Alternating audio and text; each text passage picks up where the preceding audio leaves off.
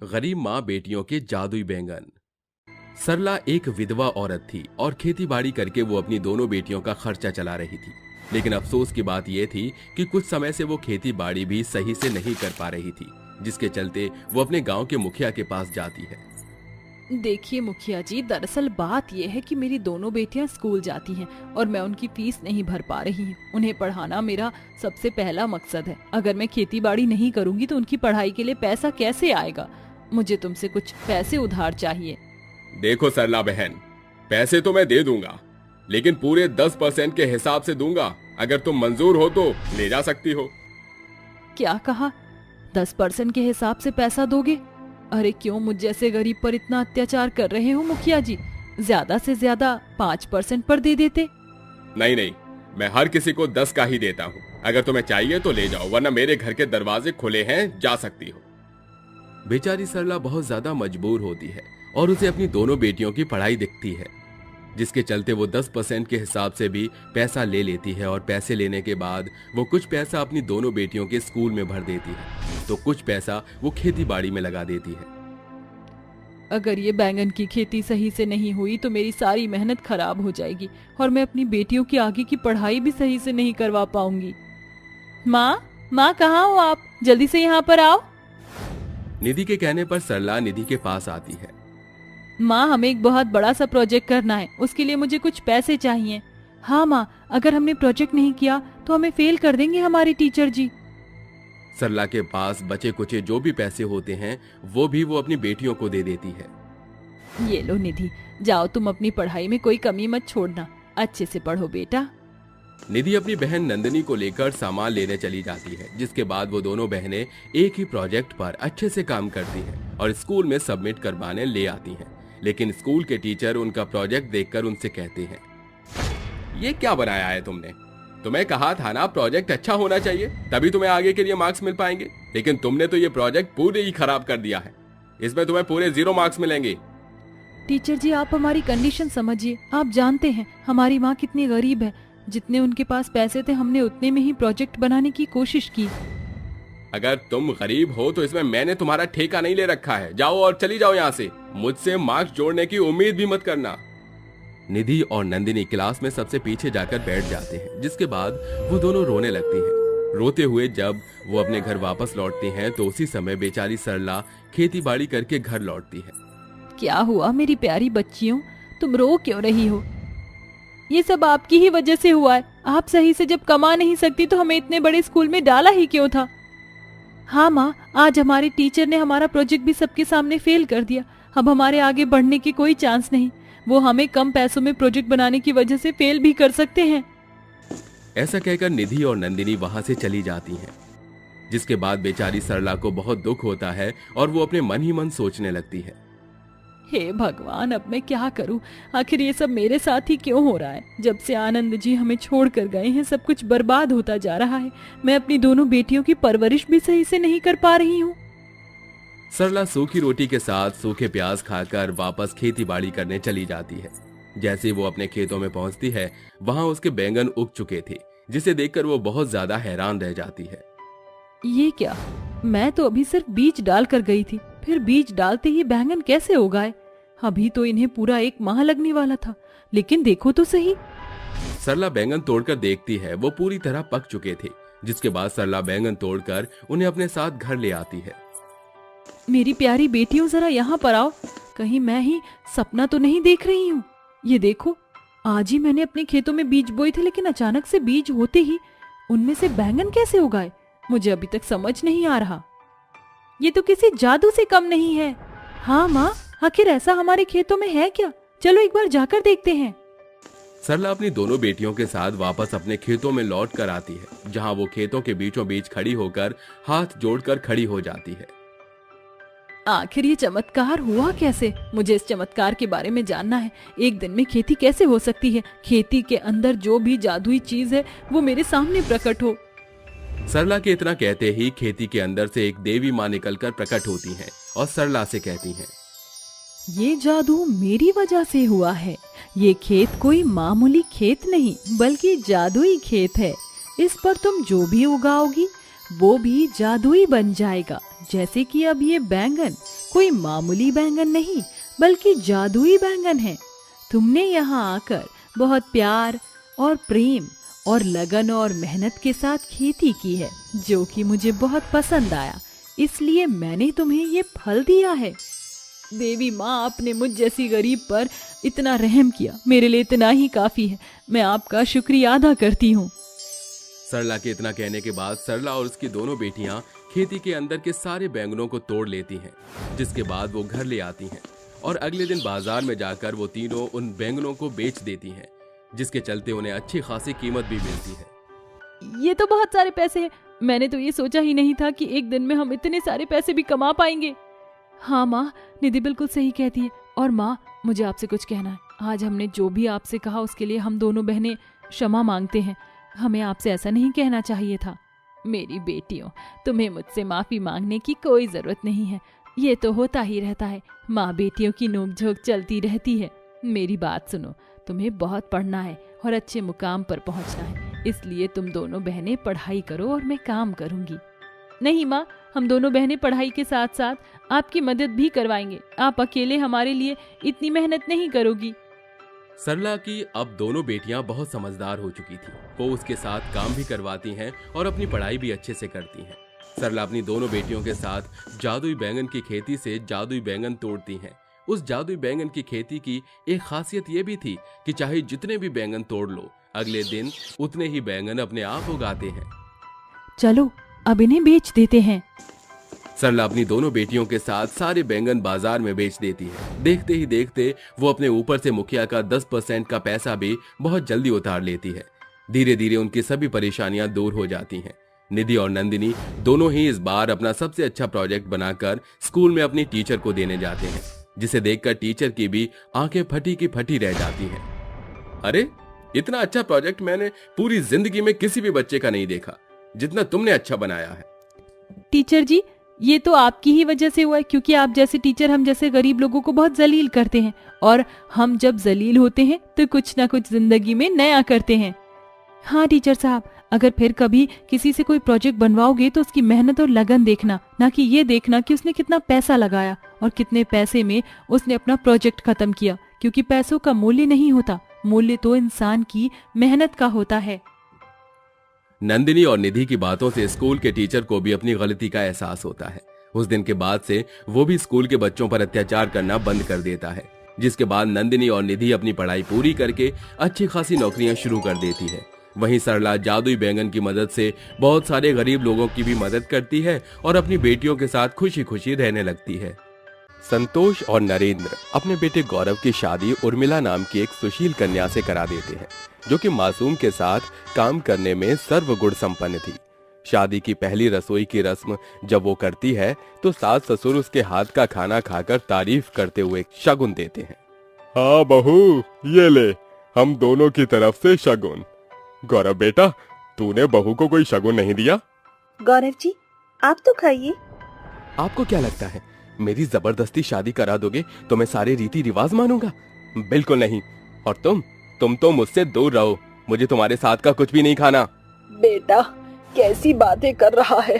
बहू से तेरी शादी हो चुकी है, तुझे उसे अपनी पत्नी के स्वरूप में अपनाना ही होगा। मैं मेघा से प्यार करता हूँ और वही मेरी पत्नी बनेगी, और उसे शादी करके तो मैं इसी घर में लेकर आऊंगा, देखते रहना आप।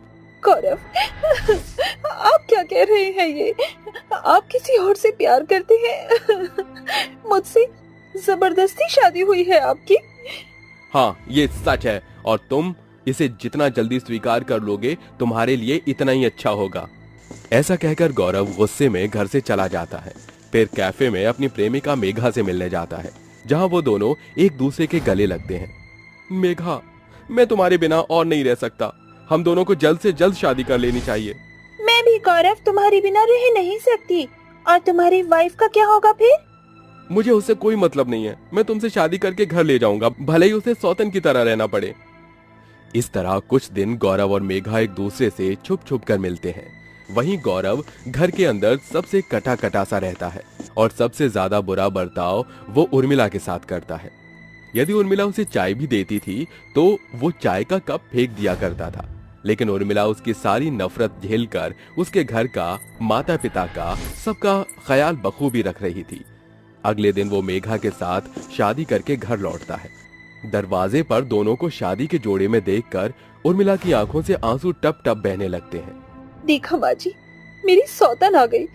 अगर ऐसा ही था तो आपने शादी क्यों कराई? आपकी वजह से तीन जिंदगी बर्बाद हो गई। बहू, मैंने सोचा था तुझसे शादी करने के बाद ही ये उस लड़की को अपनी पत्नी बनाने का ख्याल छोड़ देगा, पर ये मेघा को घर में बहू बना कर ले आया। अब हमारे पास मेघा को अपनाने के अलावा कोई चारा नहीं है। मेरा कोई स्वागत करेगा या मैं यूं ही दरवाजे पर खड़ी रहूं? आखिर मेरे पैरों में भी दर्द होता है। अरे माँ जी, जरा गृह प्रवेश तो कीजिए। माँ प्लीज कर दीजिए। ये कहकर मन मार के संतोष को घमंडी नई सौतन बहू का गृह प्रवेश कराना ही पड़ता है। चलो, गृह प्रवेश तो हो गया, अब मुझे हमारे रूम में भी लेकर चलो। हाँ, चलो, इस तरफ है। उर्मिला, जरा अपना सामान उस कमरे से निकाल लो, क्योंकि अब तुम्हारे वहाँ कोई जगह नहीं है। वो जगह मेरी मेघा की है। ओह कम ऑन, फास्ट प्लीज, अपना जल्दी से सामान निकालो, मुझे रिलैक्स करना है। जा रही हूँ मैं अपना सामान निकाल कर। वैसे भी जब गौरव आपके दिल में ही जगह नहीं है मेरी, तो आपके कमरे में भी क्यों रहूं मैं? ताना देकर उर्मिला उस कमरे से अपना सामान लेकर गेस्ट रूम में आ जाती है और वहाँ रहती है। ये सब देखकर बूढ़े सास ससुर का दिल परेशान हो जाता है, लेकिन वो कुछ कह भी नहीं सकते थे, क्योंकि उस वक्त गौरव और सौतन की जो चल रही थी। अगले ही दिन वो इतराते हुए ब्रेकफास्ट करने टेबल पर आती है और कहती है, डार्लिंग, मुझे तो स्पेगेटी और ऑरेंज जूस चाहिए अभी, और तुम जो भी खाओगे वो इस महारानी को बता दो, हमारे लिए बना देगी। सुनो, तुम्हारा क्या नाम था? और मीला, चीला? अरे उर्मिला नाम है उसका। उर्मिला, तुमने सुन लिया ना, मेघा को क्या चाहिए, तुम वो सब बना दो। और हाँ, आपसे तुम सारा खाना बनाओगी। वैसे भी ये सब काम करने की आदत नहीं है मुझे, और ना ही आता है, तो घर का सारा काम तुम करोगी एज अ नौकरानी। क्यों हम तुम्हें खामखा बाहर निकालें और बाहर का खाना खाएं या किसी नौकरानी के हाथ का खाना खाएं? तुम हो ना। ए लड़की, ये तुम कैसे बात कर रही हो? गौरव, तू इसे कुछ कहता क्यों नहीं है? मेरी बहू को नौकरानी कहने की हिम्मत कैसे हुई इसकी? मुझे नहीं लगता मेघा ने कुछ गलत कहा है, वो सही कह रही है। अगर हम इसे घर से निकाल देते तो, और वैसे भी घर में रहकर घर के काम कर लेगी तो क्या ही हो जाएगा इसका। कोई बात नहीं माँ जी, मैं इस घर के सारे काम कर लूंगी, चाहे ऐसे ही करना पड़े। कम से कम आपके पास तो रहूंगी मैं माँ जी। ऐसा कहकर रोते हुए उर्मिला रसोई में चली जाती है और उन दोनों का मनपसंद खाना बनाकर सबको खिलाती है। उसके बाद दोनों सोफे पर बैठकर जब टीवी देख रहे थे तो मेघा गौरव को कहती है, सुनो गौरव, जरा मेरे पैर पर नेल पेंट लगा दो, क्योंकि मेरे हाथों पर नेल पेंट लगी हुई है। अगर मैंने लगाया तो मेरे हाथों की नेल पेंट खराब हो जाएगी। और सुनो, मेरे लिए एक रोमांटिक सा गाना भी गाओ ना। तभी गौरव उसके नेल पेंट लगाकर गाना गाने लगता है। अरे ओके, अभी लगा देता हूँ डार्लिंग। बिन तेरे सनम मर मिटेंगे हम, आ मेरी जिंदगी, ला ला ला ला ला ला ला ला, आना ही पड़ा सजना, जालिम है दिल की लगी। वाह गौरव, तुम तो बहुत मस्त हो। ये नजारा उर्मिला और दोनों जने देख रहे होते हैं। अरे देखो तो, संतोष हमारा बेटा कैसे उसकी गुलामी कर रहा है। कभी उसने तुम्हारे पैर नहीं दबाए, लेकिन उसके वो नेल पेंट लगा रहा है। शर्म आती है कि मेरा बेटा है ये। उसकी अकल पर मेघा ने प्यार की पट्टी बांध रखी है। वो हमारे बेटे का सिर्फ इस्तेमाल कर रही है। माँ जी, अगर वो उनके साथ खुश हैं, तो उन्हें खुश रहने दीजिए। वक्त गुजरता है। घमंडी मेघा एक एक करके घर के सभी लोगों को धमकी देकर उनसे घर का काम करवाती है। उर्मिला को उसने बहुत पहले ही नौकरानी बना दिया था। वहीं सास ससुर भी कभी उसके पैर दबाते थे तो कभी घर के शीशे पंखे साफ करते थे। देखा जाए तो वो सबके साथ अत्याचार कर रही थी और गौरव को भी उसने अपनी मुट्ठी में कर रखा था। गौरव भी प्यार में अंधा होकर उसकी हर बात मान रहा था। ऐसे ही एक बार सोफे पर मेघा उसकी गोद में सिर रखकर सिगरेट पी रही थी और गौरव नशे की धूप में था और तीनों जने काम कर रहे थे। तभी जानबूझकर मेघा जूस का गिलास फेंक देती है और कहती है, ओहो, ये जूस का ग्लास तो मुझसे गिर गया। उर्मिला, जरा इसे साफ कर दो वरना मेरे हाथों में चुभ जाएगा। अरे दोनों पीछे क्यों हो? माँ जी, पापा जी, आप भी कीजिए। चलिए चलो, आप दोनों अब नाच कर दिखाओ। मेघा, तुम अपनी हद पार कर रही हो। भूल गई हो बड़ों से कैसे बात करते हैं। ओह जस्ट शट अप बुड्ढे, डोंट यू डेयर। तुम्हारा बेटा मेरी मुट्ठी में है। उसे पाने का जुनून था मुझे और आखिरकार मैंने उसे हासिल कर ही लिया। इसका मतलब तुम उनसे प्यार नहीं करती, सिर्फ तुम उनको पाना चाहती थी। जो तुमने किया वो बहुत गलत किया और सौतन बनकर मेरा घर बर्बाद भी किया। जब वो होश में आएंगे ना, तो मैं उन्हें तुम्हारी पूरी सच्चाई जरूर बताऊंगी। अच्छा है, कोशिश करके देख लो। वो तुम्हारी बात बिल्कुल नहीं मानेंगे। बता भी दोगी तो क्या होगा? एक बार जरा दोबारा कहना, क्या कहने की कोशिश कर रही हो तुम? ऐसा कहकर उर्मिला फोन से रिकॉर्डिंग स्टार्ट कर देती है। यही कि मैं गौरव से प्यार नहीं करती, उसे पाने का जुनून था जो मैंने पा लिया। अब वो मेरे किसी काम का नहीं है। बस मैं तुम्हें उससे छीनना चाहती हूँ। अपनी तरफ उसका अटेंशन पाना चाहती थी मैं। बहू, इसके मुंह मत लग। इसने तो हमारे घर को अय्याशी का अड्डा बना लिया है। देख तो कैसे धुएं उड़ा रही है। चल यहाँ से बहू। तभी उर्मिला कांच साफ करके अपने सास ससुर के साथ अंदर चली जाती है। वहीं अगले दिन उर्मिला और उसके माता पिता बंद कमरे में उससे कहते हैं, बेटा, तुझे उस पर बहुत यकीन था ना, लेकिन वो लड़की तेरे लायक बिल्कुल नहीं है। चल जरा देख उसकी सच्चाई। तभी उर्मिला वो रिकॉर्डिंग गौरव को सुना देती है, जिसे सुनकर गौरव को गुस्सा आता है और वो सीधा मेघा के पास जाकर उसे तमाचा जड़ देता है। Gaurav, how dare you slap me? भूल गई हो तुम अपनी औकात क्या? हाँ, भूल गया था। पता नहीं क्यों मैंने अपने माँ बाप और अपनी पत्नी को नहीं सुनी। सच में सौतन हमेशा घर ही तोड़ती है और आज मैंने देख भी लिया। तुम मुझसे प्यार नहीं करती? हाँ, अब मैं तुम्हारे साथ बिल्कुल नहीं रहना चाहता। चुपचाप मेरी जिंदगी से निकल जाओ, वरना पुलिस को बुला लूंगा। यहाँ तक कि तुमने मेरे माता पिता को भी टॉर्चर किया है। ऐसा केस ठोकूंगा कि जिंदगी भर जेल से बाहर नहीं आओगी। तुम इस लड़की का विश्वास मत करो, ये झूठी है। तुम्हारी सच्चाई मैंने रिकॉर्डिंग में सुन ली है। अब जाओ, वरना दूसरे गाल पर भी तमाचा मारूंगा। उर्मिला, मुझे माफ कर देना। मैंने तुमसे बहुत बदतमीजी की, पर तुमने मेरे माँ बाप का ख्याल रखा। कोई बात नहीं जी। ऐसा कहकर दोनों एक दूसरे को गले लगा लेते हैं। फिर उर्मिला उसका सामान और उस सौतन को अपने घर से धक्के मारकर निकाल देती है, जिसके बाद सब खुशी खुशी रहने लगते हैं।